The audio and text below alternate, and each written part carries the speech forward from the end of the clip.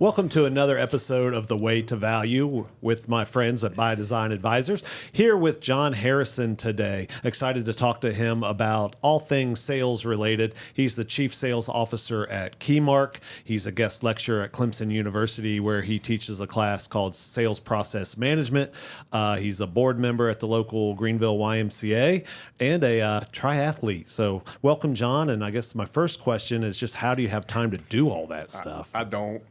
I figure out how to fit it in, and I have a great wife that she's like, she asked me if I'm gonna go cycling every night instead of, telling me whether I can. So we figured that out during COVID, but that's my sanity. So that keeps me focused when I'm working. Awesome. And, it's great. By the way, it's interesting because I see John post. He'll send a picture of like the sunset on Table Rock, and I'm always like, you've been working all day, doing all this stuff, and it's 8 o'clock at night, and you're posting this beautiful sunset. Like, that's pretty incredible. Well, that's my goal. Well, I say that's my goal. That's my goal, and then my real goal every day is by 9:30 to have pajamas on, watching Netflix with Brantley. So that's Nice. And just so everyone knows out there, John is a high I, high S on the disc profile, so we're going to talk about that a little bit. Always like to throw that out there up front so people know who we're talking to. And as always, have my partner Marty on the mic here beside me. So welcome, Marty. Hey, Del, it's good to be here again, and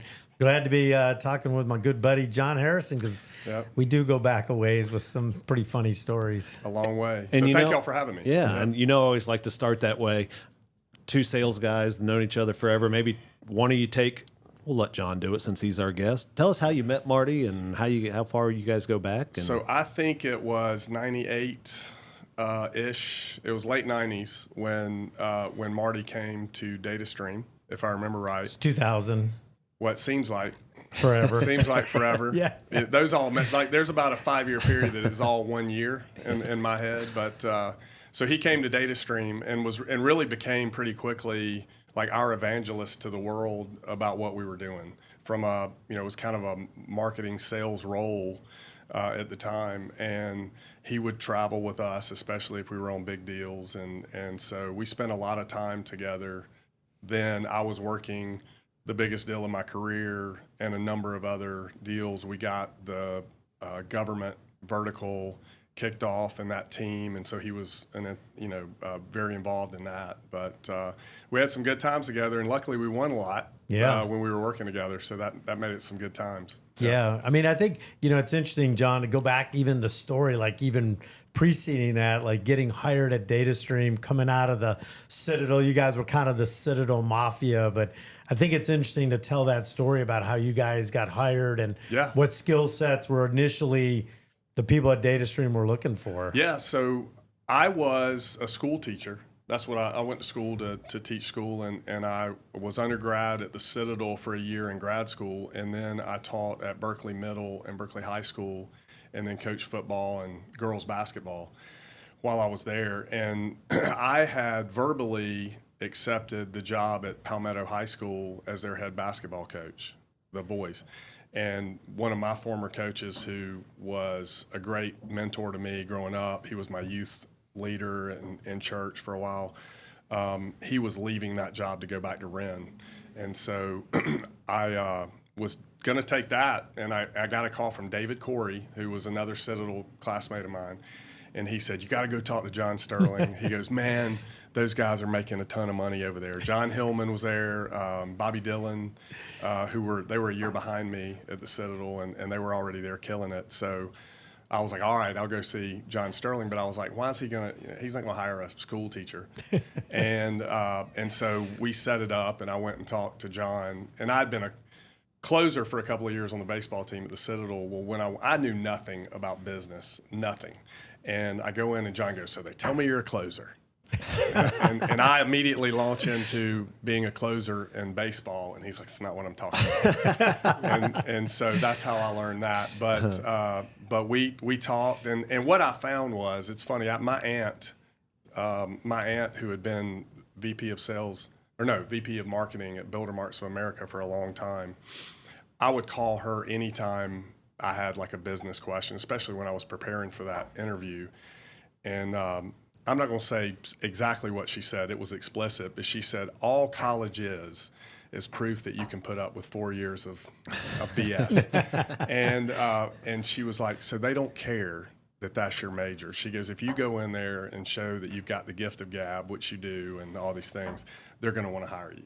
And so she prepared me well for the interview. And I went in with John. Well, I was back at school teaching, and when he called me, I remember I went in the office, took the call. He offered me the job.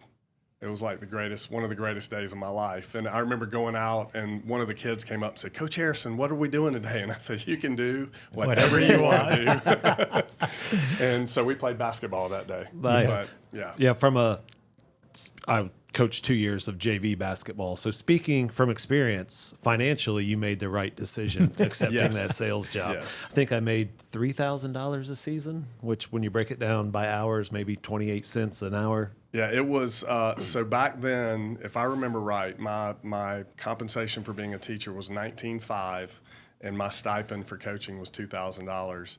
And that was during football season. That was every night, 9 o'clock. And, and then the next day I'm back over there at 7:20 in the morning. But I mean, there are many times that I'll go to a high school football game or something like that, and I'm sitting in the stands and I'm thinking, what would have happened, because I miss that. Like, I love teaching, and what I'm able to do at Clemson kind of fills that. And I've always said my goal was in retirement.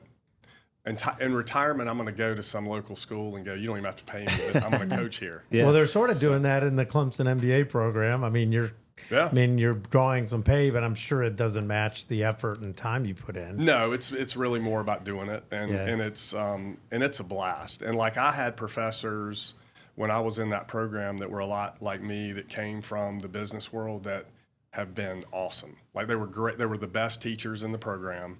And I still communicate. In fact, I spoke to one of their classes this past weekend, and it's just the way Sterling and Marty and Millwood and all those guys gave back, to our group. And there are hundreds of guys that would say that about those guys.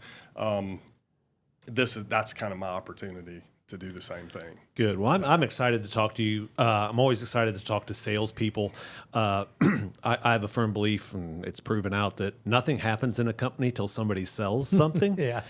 And it's also, to me, a superpower, probably because it doesn't come as natural to me as it does other folks. So I always love just getting into the weeds with salespeople, how you do it, the process. And with you being an instructor on this, I really am excited to get your thoughts on a couple things. So I want to start with, you teach a class called Sales Process Management. Our clients I've been around, where they struggle is usually on the sales side, right? They want to grow. They have these revenue goals. Right. And they kind of just, we always say, they don't have a by design sales process. They kind of leave it to chance or every. So what does a well-run sales process look like at a very high level? Right. Well, so first of all, it's, I think there are people that have a gift of being able to sell that they naturally have. And then I also think there are people that can develop that skill. I know there are people that may differ in opinion on that and say, you're held back on your skill set, so maybe your ceiling isn't quite as high. And I can see that. But if you're driven and you understand what you're selling very well, and you understand the value it provides your customers, you take that and apply a process to it, you are going to have success. And so in our class, and even with my step back a little bit, so my class, it became a different name last year. So we call it Personal Branding and Advanced Sales Strategy, because we spend a lot of time up front on being able to sell yourself. My message to the class is, if you can't sell yourself, because that's really what people are buying, then you're not going to sell this product or service or consulting or whatever it is you're selling. But what I tell them, and that class was born out of a lunch and learn I started with my team back in 2019. I think was the first time we did it. And then that became kind of the main curriculum for the class. But following a process, I went through it myself when we did solution selling in 96, I think was when we were trained on that, 95 or 96. I'll never forget going through that class because I had the gift of gab, being able to talk to many different people of different levels, but I didn't understand the process or what it took to understand where you were in a deal.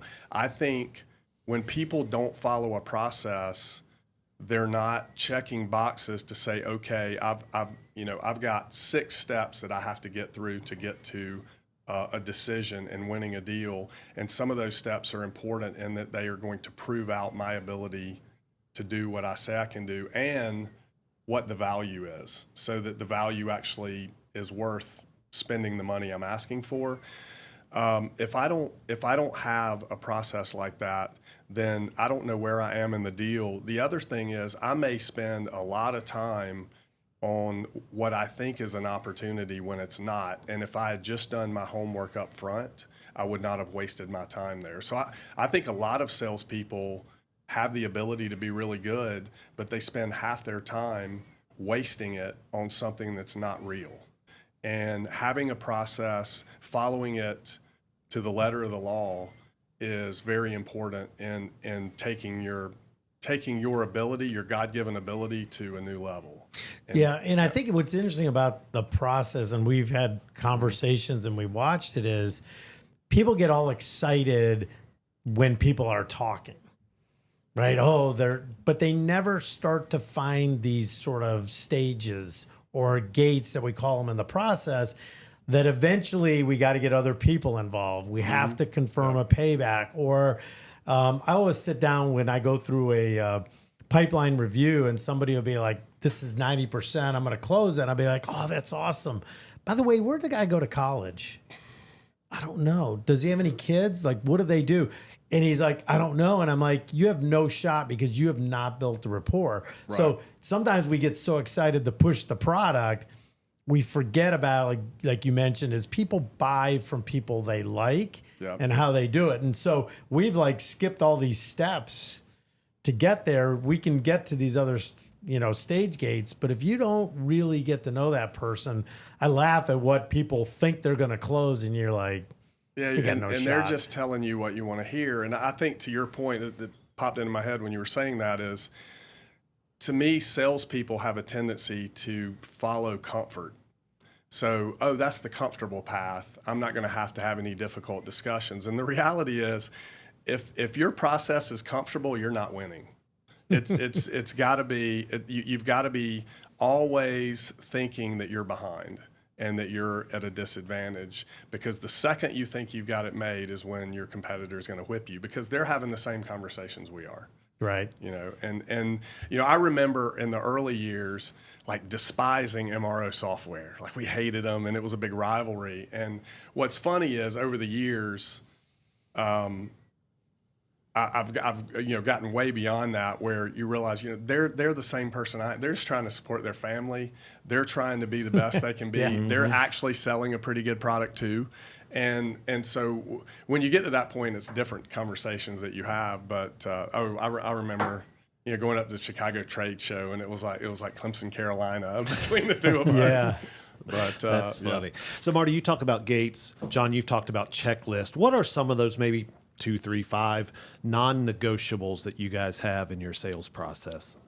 So mine, I would say all of the steps that I have in the process are non-negotiable. And to me, one of the things that I share with the class and with our team, and our team is completely bought in, is every next step builds on the one before. So you can't take a step off. Because if you take a step off when you get here to the end, when you're asking for the money, that's when it's going to show up, and it's going to show up in a bad way. So the first thing that we do is research. And there's some examples I'll save as competitive, some things that we have some guys that do some incredible stuff on that end. But and I talked to Sterling about this one time on his podcast, but you have to do the easy stuff well. And it's very easy in the world we live in now, ChatGPT, Grok, Copilot, you name it. You can go out there and do research and get everything you possibly want on a company. There's no excuse for not knowing where they went to college, not knowing, whether they have children or not. Those things are available. What I teach is you need to do research, and everybody you're meeting with, if there's a room of 12 people, you need to find some connection point that you have with all 12 people. There's something that you have in common with every one of those people, and if you do enough research, you're going to find it, and that is going to spark the beginning of a relationship. If you don't do that, then everything else after that is going to, you're going to miss stuff because of that. So to me, every step in the process has to be done 100%. And you can't take a day off. And I tell them, I'm like, most reps aren't doing this, but don't be most reps. And you can't think that the other guy is not doing it. You have to prepare. You have to think that everybody you're competing with is doing the same things you are, and they're doing them with every bit of effort they have. And so there is no negotiable step. Every one of them count every time. Yeah. I think sometimes it's even like a baseball game, right? It's there are 9 innings of a baseball game. In the sales process, you have these things like, okay, we're going to set them up. We're going to qualify them. We're going to get to know them. We probably have to do a demo, and we probably have to do these things. But just because they're excited about the demo, we're just in the 4th inning. Yeah. Like we still need to validate, right? We need to validate that the need, really the ROI. I think so many people get excited like they're going to buy, and you're like, well, what's the savings? What's the ROI? Who is the true decision maker? Is it a committee? Who are these people? And again, people get so excited. Oh my gosh, we had the best demo. And I'm like, you got no shot at this deal, because they didn't weigh in. They didn't challenge them. They just said, wow, this is really great. And so I think these gates, like you said, you have to follow these things. And when you do, they all build on each other. Yeah. And one of the other things and of course I learned this over time, and we all learn these different things over time. But I remember when we were going through solution selling training, it really taught you to listen, understand, and then confirm back what you heard. And then along comes the challenger sale. And so in our class, it's really a combination of those two, where it's, okay, it's basic blocking and tackling to listen, understand, and then summarize back. But for you to truly win and compete in the world we live in now, you have to challenge, and you have to say, well, what about this? What about that? That goes back to if you don't do that preparation and get to know all those people, and I mean, go look at their LinkedIn and find out where they worked before. What did they do there? What products did they work with? All of those things are going to lead you to the questions you ask, to challenge them on other value. And then to the point about ROI, you're not just competing with other vendors. You're competing with other projects that they're also evaluating at the same time. You're competing with, does the ROI justify the expenditure? Even if there's no other competing products, we're not just going to buy this because it looks nice and the demo was great. Right. It has to provide value. So I think, and those are things that we've talked about for years, but people still struggle with the ROI. And a lot of times you'll be working with customers that they're like, we got it. We got it. It's no problem. And you're like, no, we know we're going to come back to this. And we can help you. We do this every day. At least, even if we don't do it with you, let us give you a guide. Right. And then, then you can help there. But that's, all of those are things that if you don't have that checklist of these items, and you're not making sure you're covering every one of them. And then here's the other thing. Just because you did really good research up front doesn't mean your research is over. After every meeting, you have to reassess where you are. And that summary document, the sponsor letter, if we're going to talk about solution selling, that sponsor letter is a working document. And what it looks like here when you're closing the deal can be very different from how it started.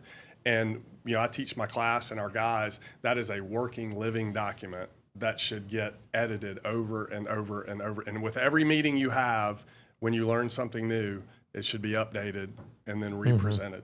Yeah. Yeah, we've talked a lot about the individual sales rep and what they need to do. But as a business owner who may be watching this, who maybe is the only salesperson but looking to bring somebody on, what's the first step of establishing a sales process? Because again, if the owner's doing it, they've probably been doing it for 10, 15 years. They just kind of have the contacts. They have their way of doing something. Yeah. How do they transfer that knowledge, or how do they go about setting up a process within their organization that can scale, that can meet their revenue goals? So if I'm in that position, the first thing I would do is I would look at, why did I win the deals I've already won? What did I do there that led to success? And then the other thing is, ask the customer. Ask your customer that did business with you why they did business with you. But that's scary, John. I know it is scary. Yeah, that's the whole comfort thing, right? Yeah. Let's get outside of the comfort zone. But I mean, if you want a deal and you have a good relationship with a customer, that should be a fair question. And if I'm the customer and I'm committed to you and I like what you're providing me, then I want you to be more successful. The more successful you are, the more you can provide me from a value perspective as a customer. But that would be my first step, is let me look at why I've been successful so far, and what am I trying to accomplish moving forward? Like, what kind of growth are we adding?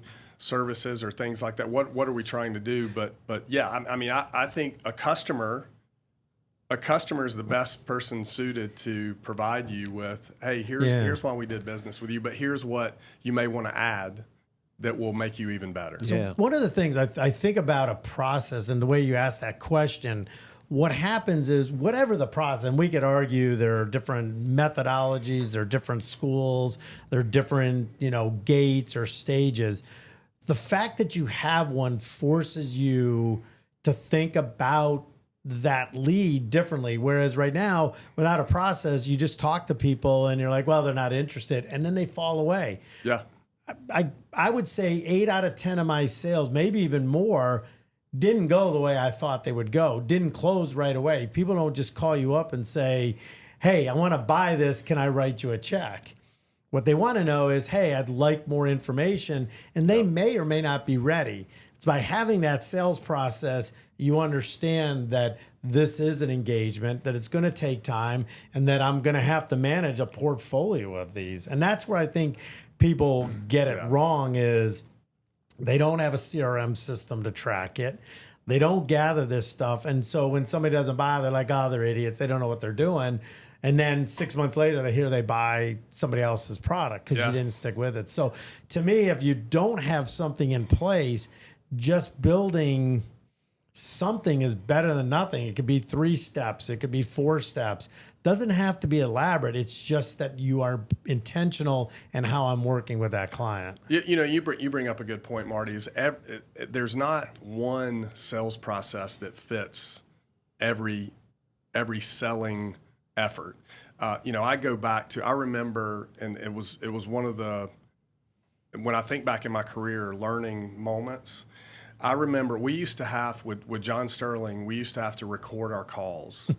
And it was not fun at the time, but when I think about how much of an impact that made, it was incredible. You spend all week leading up to your meeting with Sterling trying to get the perfect call, and you would almost have the call, and then the guy would say something, you're like, and you stop it, and you're like, I got to do another one. And you'd take that tape in there, and what John would do is he would have, I think it was 5 steps from start to close. And as we were talking on the phone, if we checked a step off, he would cross it out on the board. So you're listening to your call and the questions you're asking, and we would stop it, and he would say, what? And at the end of every call, no matter how good it went, we'd be, what could we have asked, or what could we have done to just check one more step? And so that was, and you start thinking that way, and it was really, instead of thinking about, I think we get in this habit of we think every meeting we're closing the deal, And that's not every meeting. Every meeting we're trying to get to the next step. Like when you start having a goal for each meeting, and that goal is not to close, it's a long sales process. So, there's not one football team that's going to win the national title in their first game of the season. So you can't think that way in your first step in a sales process. Your goal is really, what can I do to give 100% and knock this meeting out of the park to get to the next one? I love that. I love the scoreboard of recording your call and kind of checking the boxes. We did the same thing in customer service when I was first job out of college. Is they would record your calls, and you had to sit down. And man, I remember those first few. You're just like, "Whoa, I'm bad." Yeah, that's right. A lot of ums, a lot of uhs. But listening, but it's and perfect. going, Like it's that's perfect. the only way you're going to learn is you're not going to be perfect, and so people are so afraid of being perfect that they don't do it, and then we just keep missing the bar because we're not perfecting our craft. One thing I want to, you remember Allen Iverson, you remember the thing when he said, we're talking about practice, right? And he went on this whole thing. Yeah. And the thing that amazes me about sales is people don't practice. You're and right. they don't learn. Like they think they just show up every day and going to be great. And the really great sales reps are the ones that practice, are the ones that study, are the ones that go back to the deals they won and understand why, or the deals they lost. Those are the champions. Those are the ones that are going to be great. But the ones that don't want to talk about it, don't want to be recorded. If I sit in front of you and say, John, we got this call coming up. Let's walk through. What are you going to say? And you're like, I don't need to do that. It's because you're going to wing it. The truly good ones say, let's talk about the approach and how we're going to do it. So and what the goal to me, every call that you have with a customer or a prospect in a sales process needs to start with the goal of that meeting or that call. And everyone agrees what that is. And so we do that a lot. And it's, to me, preparation is the most important word that we use in our class and with our guys. Is every one of these steps is about preparation. Because to do them well, it requires that. I do think you brought up a point about all these sales processes. There's a very popular process out there. In fact, I went through the training on it a couple of years ago called MedPick. It came from, I think, PTC. You remember those process control guys back in the day? I think that's where it was born. I don't know who came up with it, but a lot of these sales processes, and this is one of them, I think it's got some stuff in there that's incredible. Like the deal reviews and the way they do deal reviews is great. And I like to pull the things that I think are important, but there's a lot of the sales processes out there that if you did them for every deal, that would be a full-time job. Like you wouldn't have time to actually sell. You would constantly be doing paperwork and checking boxes and being CRM. So I think you have to find a balance. You have to find a balance between selling, but whatever you commit to, it needs to be like that needs to be a 100% commitment. And like you said, if you have that, you're going to be more successful. It was always interesting. One of the biggest sales gates that I always laugh about was, has legal reviewed the contract? Well, I'm getting ready to close this deal. They're going to sign it. And you're like, has legal reviewed it? And they're like, no. You're like, you got no shot again. Like there are just things that in any deal is for them to send a contract to their lawyers and spend money means they're now bought in. Like it's a small thing, but nobody's buying it without legal review. They're not. You're absolutely right. They're not. And so one of the simplest at the end is when anybody has something in their pipeline and they're guaranteeing it, you're like, what has legal said in the contract? And if it hasn't been reviewed, it's like 50%. And if they're not reviewing yours, they're reviewing somebody's. So that brings up a good point. As sales leaders, how do you manage sales activity? Checking, versus sales effectiveness. Because again, you mentioned it. If you're sometimes you can get lost in your CRM world and you're updating all your pipelines and you had a productive day. Yeah. but you maybe didn't move any balls forward. So how, as a sales leader, sales manager, even an owner of a company, how do you kind of manage activity versus effectiveness? That is a great question, and I wish I had a great answer. I have my opinion on that. I think that, and some of what you just asked goes to the whole, the personality. I don't know, you call it a personality test, but it goes to the type of people you're working with and where they fit on that spectrum. If you are a detail-oriented person, most people think if you're detail-oriented, that is a good thing. That can become negative in some situations. And I was talking with one of my sales leaders this morning he's great. He's very good, and he's working with another rep of ours. And one of the things we were talking about is taking things that happen in a sales process and just getting wrapped around the axle where it's something that is not a real big deal in the grand scheme of things, but when it pops up, if you're that analytical, detailed person, it can take you on a day-long trip that adds no value. And so we look at things like that and try to coach around that, because the reality is I'd much rather have the detail-oriented person and have them pull it back than have the opposite, where they have no idea what's going on. Yeah. They're just winging it. So I think that's a tough one, and that's more of an art as a leader. But I would think, John, like one of the things we found was I really just want to know what's next. Right. Like back to what you said is each one builds on each other. Yeah. And so if I get caught up and I just keep telling you stories, the real question is, what's your next activity? What's your next activity? Okay. My next activity is I got to call Bill and I'm going to present some of our new items. Okay, great. Super. Yeah.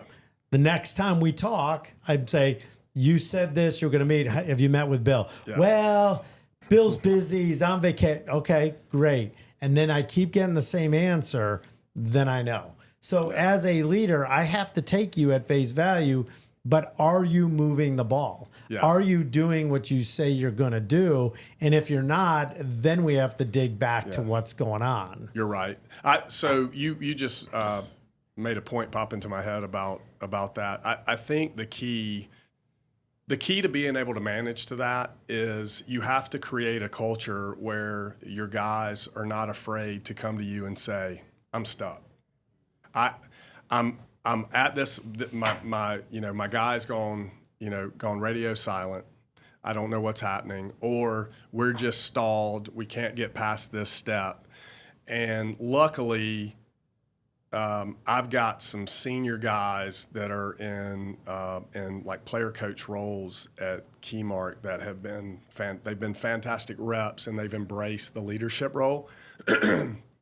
And we've created a culture on the team of just raising your hand and saying, I don't know what to do here, and I need help. And so I think when you have that, you're probably going to avoid going down those rabbit holes, so to speak. And so that, to me, that's important. And you may not always have the right answer, but we get the best people we have together and talk about how do we get by this? Is it an executive call in? It's the biggest tell in business is when someone starts a sentence with well. So part of our relentless execution framework, we love just saying, is it done? Is it done? You don't get to say well. You get to say yes or no. Because the more you explain, that tells me you're making it up. And look, in sales, we're not Jedi mindset guys. Like, we can't will our way to a deal. Like, no. I think that's the problem is if you have a great product and we have a great presentation and we have a great process, we're going to sell this deal. John, what's going on with that deal? Sometimes people aren't ready to buy. Sometimes it's not the right product. And sometimes it's just we have to wait. And so to me, being open and just says, I'm stuck, I'm getting ghosted, I'm whatever, then we can... what do they say? Do some countermeasures, but doesn't mean it goes forward, which is hence why we have a pipeline. Mm-hmm. And that's where people get in trouble is they have 2 deals in their pipeline. Yeah. You get really nervous versus I've got 8, two are gonna stall.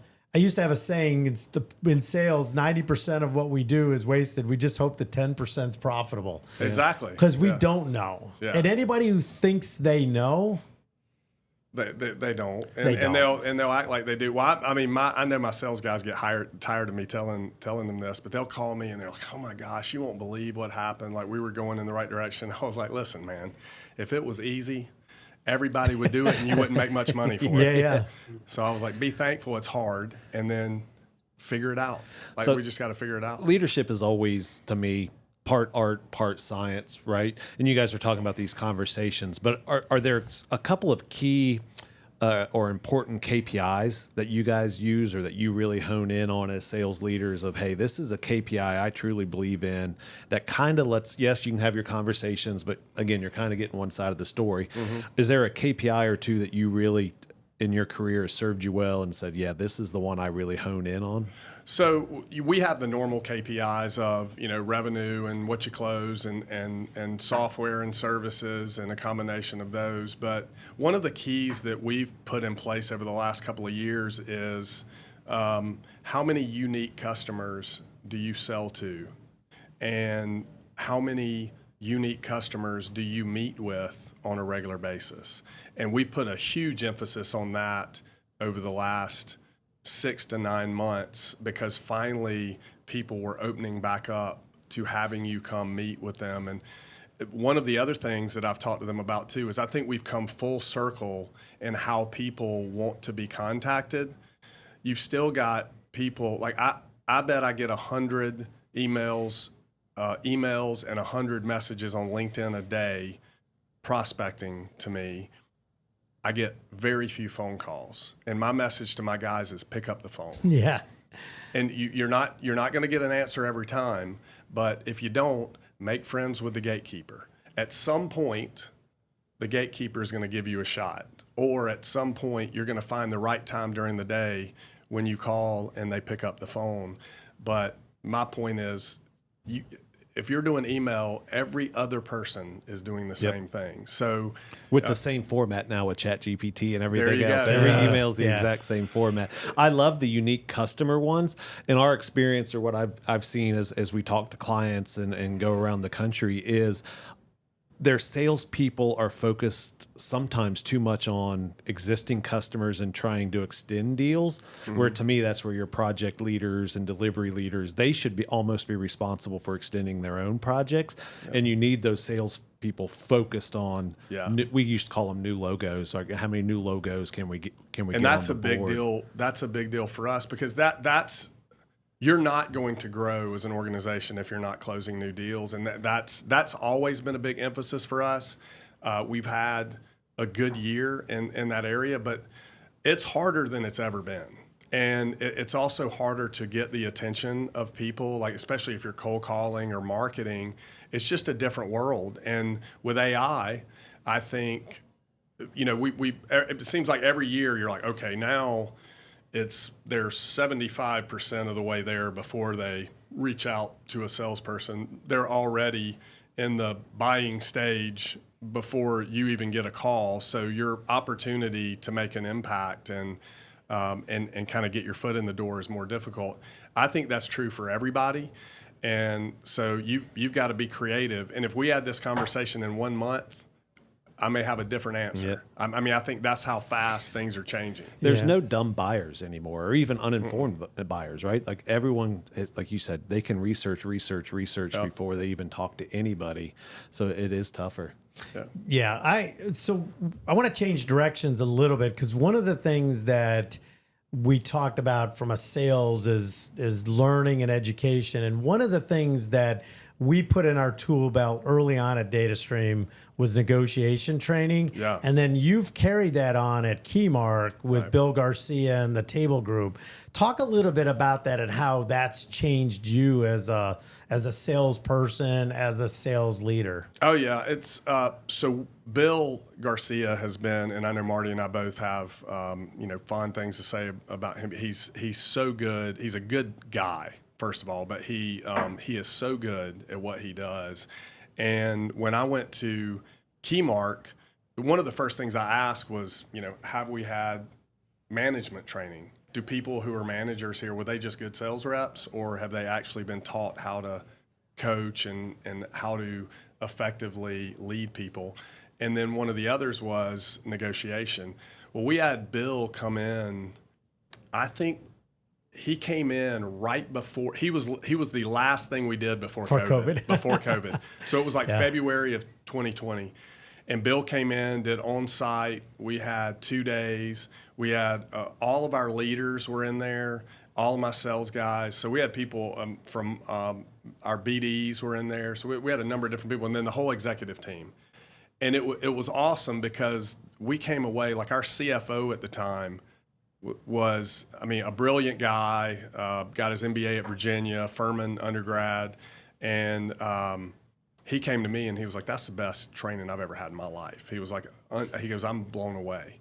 And so you've got all these people that are, not only are they trying it in their personal lives, like they would come back every Monday, one of my sales guys was like, you won't believe what I negotiated at Home Depot this weekend. And, but that's exciting because that means they're embracing the you know, what they were taught. But our business as a, you know, we get put into a lot of different categories. We have our own IP that we sell, but we also, you know, resell applications from other manufacturing, you know, vendors that we've worked with for a very long time. So margin is an important thing. That's how our reps get paid. Mm-hmm. And so our ability to hold our value through negotiation is significant. To your point, though, it wasn't just learning how to negotiate. To be able to negotiate, when you get to that point, you really have to be negotiating the whole time. Yes. And what that means is all these steps in the process, that is a part of those steps.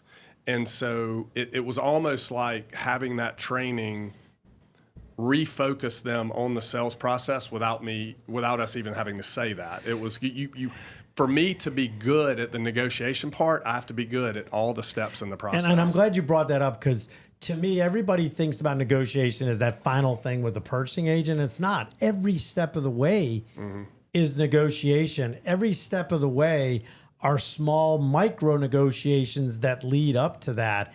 And through this training, for some reason, if I ask this group, how many people have been formally trained in negotiation, I'm going to say 9 out of 10 are going to say no.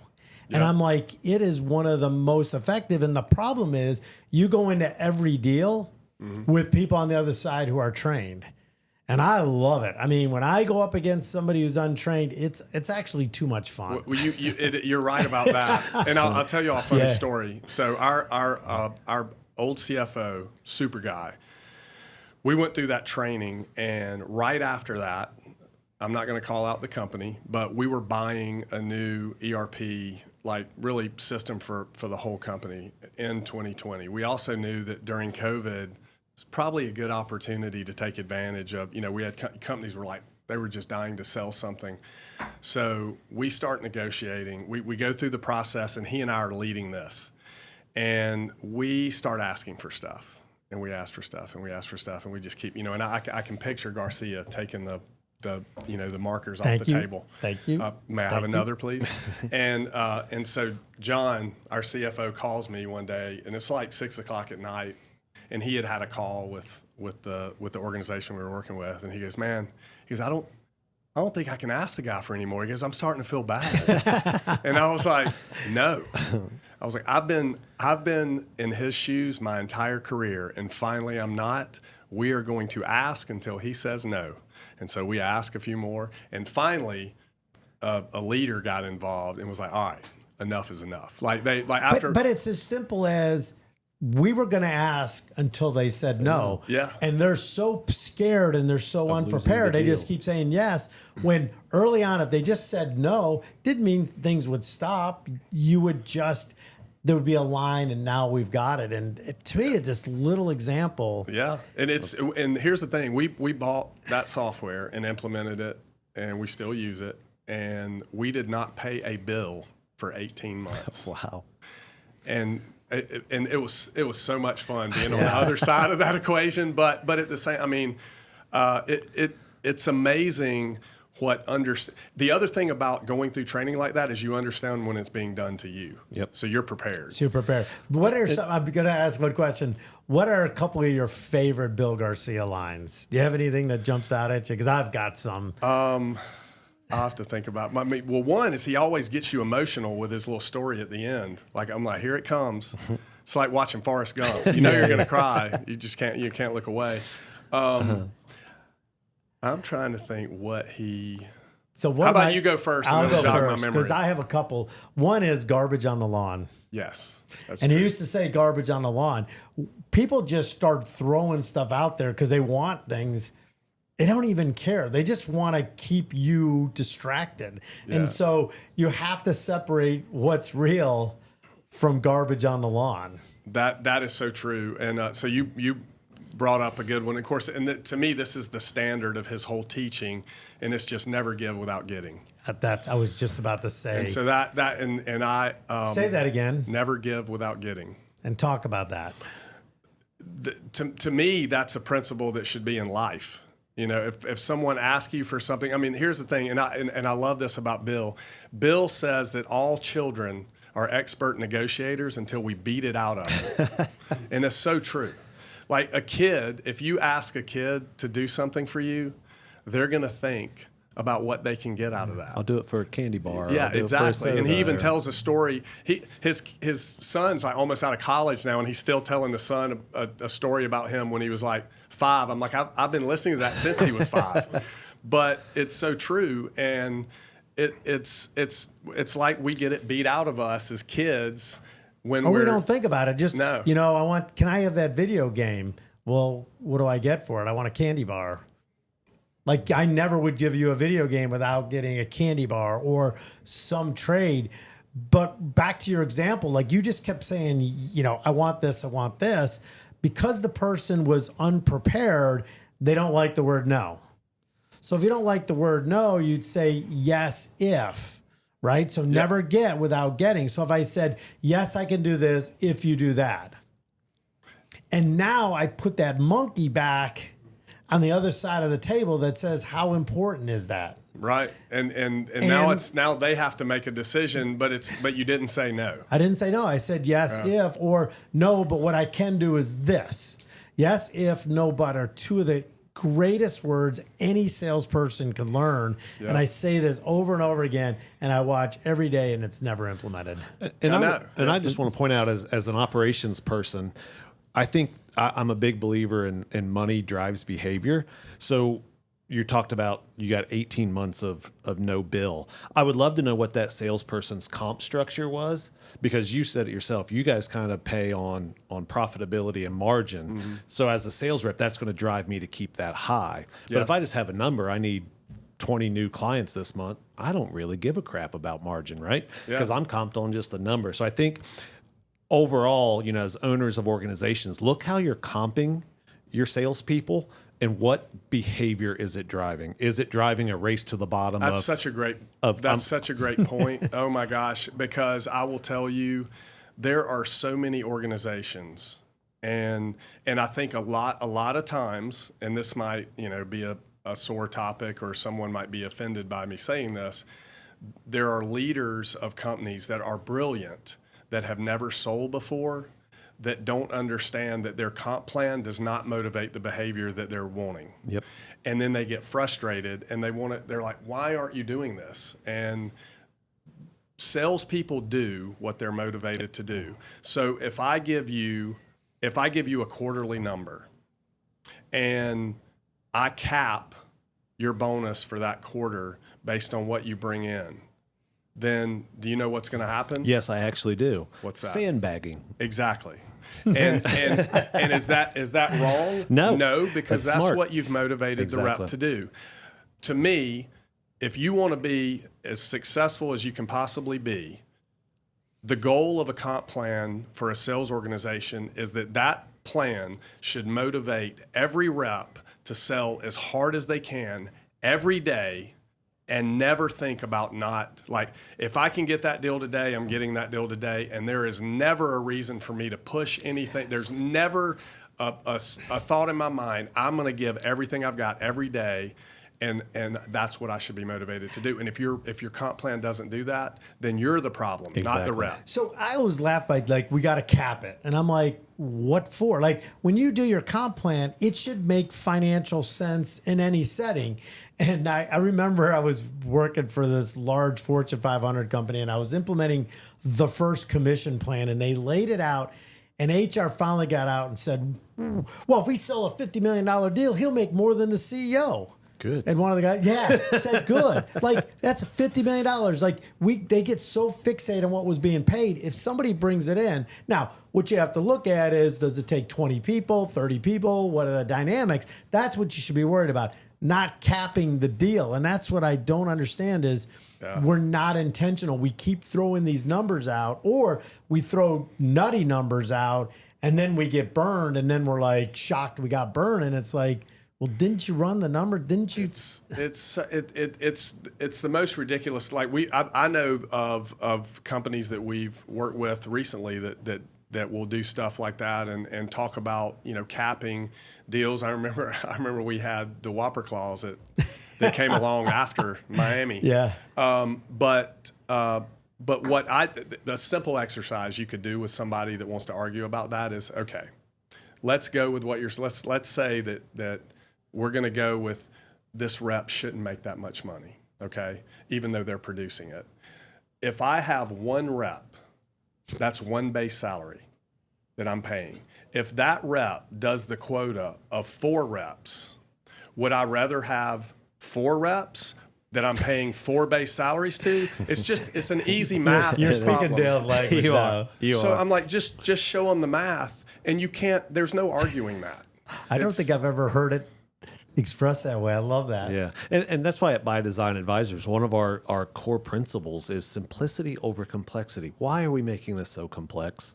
To your point, we're going to cap it and hire 4 people versus just one and person guess that's what? not Give gonna me know the one guy that makes $2 million every year all day long. If they're Everybody making, wants to come work for you. yeah. Yes. Like You're gonna have we your have pick the of the sales opportunity. reps. We now have a product that we can do this with. Now, again, you can look at gross margins and you can do all kinds of things, which you said earlier. So run the numbers, but don't curb them if the numbers make sense. Or demotivate them or slow the sales. Yeah. People, I think it's just, well, that's what I did at my last job, or that's what sales has always been. And they don't think about what behavior that's driving. And that's just not sales. To me, as an owner of a business, you need to be looking at it across the board.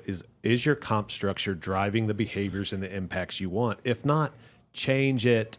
Yeah, You're exactly right. And I'm very lucky to work with, Jim, who I've been working with for a while. Of course, he is now our chairman of the board, and then Ed McQuiston came in as our CEO. Both of those guys are on the same page with me. I mean, they come from sales backgrounds.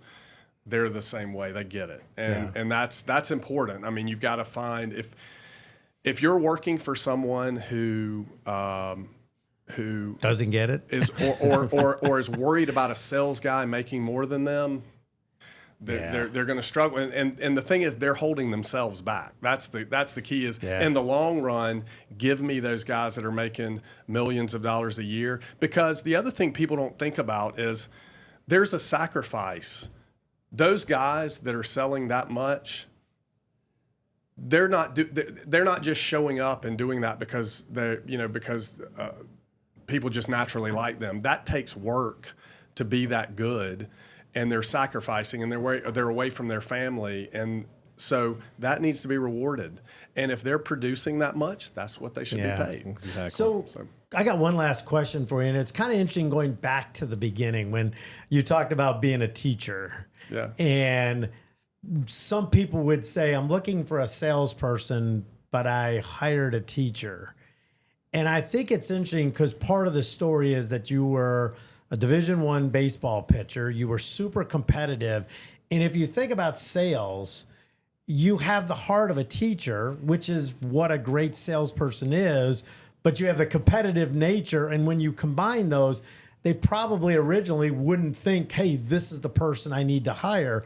But I think as people start to look at, well, where do I find somebody great? Where do I find it?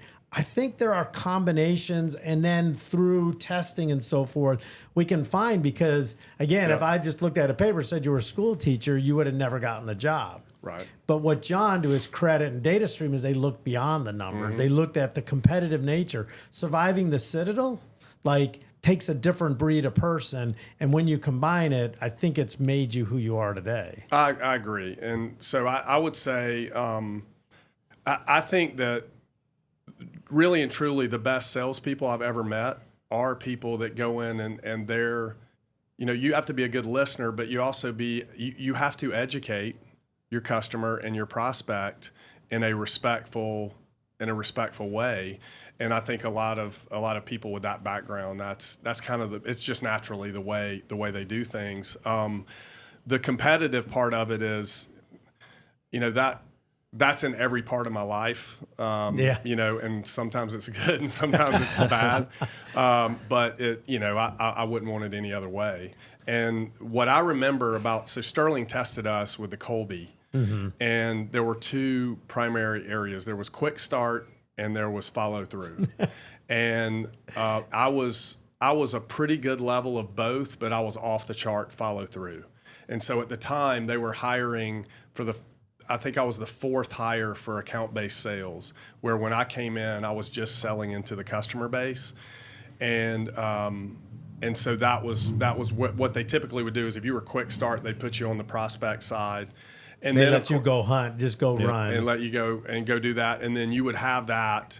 And then 6 months later, you would have time over 6 months to sell everything you could. And then after they bought, and then it would turn over to us. But they, like you said, to their credit, they looked at that and not, what was your degree? If you have what it takes, we can teach you. And they did that as good as any organization. Is there any belief that you had held for a while that now you've changed, like as you've aged, as you've gotten more into it, that has changed like what you thought to how you believe now? There's probably a number of things I could say, but I think that one thing that I do believe that's changed with me, and I don't know if it's experience or if it's a lot of it comes from Bill Garcia's training, and that is recognizing the things that help you recognize where you really are in a deal and listening to those things. Because early in my career, I can remember there would be signs that you knew were signs that was going the wrong way, and you would talk your way. Do you remember into what that. his saying was? Bill's? Yeah, to that point, which is my favorite. One of my favorite lines. I don't know. Listen for the stupid comment. Yeah, there you go. There you go. That's it. People will tell you where you stand, They right, will. wrong, or indifferent, if you listen for the stupid comment. Yeah, I mean, it's little things like, are they asking you the hard questions? If every question's easy, again, back to the comfort. If everything feels comfortable, something's not right. But I think really listening for those things and then acting on those. For the longest time, I was like, I can, and this goes to, maybe this is the downside of the competitive stuff. I'm like, I can still win, and I'm going to stick with it, and I'm going to figure it out. And, we've always said the first one out is the second winner. You're the only person that didn't win the deal that actually won. Yeah. But you got out early. Because you got out early. So qualifying yourself in or out, and that goes back, again, first step, research. Do that well, you're going to have a better opportunity to qualify yourself out or in early, and that be a correct qualification. And so there's probably another number of things, Marty, that are more impactful, to the listeners than that. But I think really understanding what a real deal looks like, and then listening to the clues. Then it's okay to hear no or to. It is, and that's just a part of the deal. Again, it's hard. Everybody would do this if it was easy. It is not an easy profession. It's not for the faint of heart. You've got to have thick skin, and once you accept that, then every little win you get is like, a beautiful thing. Yeah. We always say it's simple but not easy. That's exactly right. Sales is simple, but it's not easy. No. John, we could talk to you for hours and hours and hours on this stuff. It's fascinating. You have great insights. But really just what I'm hearing from this is don't be transactional, right? It's selling is a relational sport. It is. And so we just want to thank you for taking, the time today to meet with us, chat with us, share your insights. John Harrison, a closer on and off the field. Yeah, thanks so much. Which we didn't get into, but maybe we'll have you back and get on that one. But thanks so much. If people have questions or want to reach out, how can they get in touch with you? The best way to hit me up is on LinkedIn. So John Harrison on LinkedIn. Look for Clemson MBA. It'll have our KeyMark. Look me up there, and happy to help any way I can, and appreciate you guys having me. I'd love it. Love to come back sometime. Awesome. Thank you, John. And thank you, everyone, for listening. Until next time. All right. That was awesome, John. Yeah, thank you, guys. Good stuff.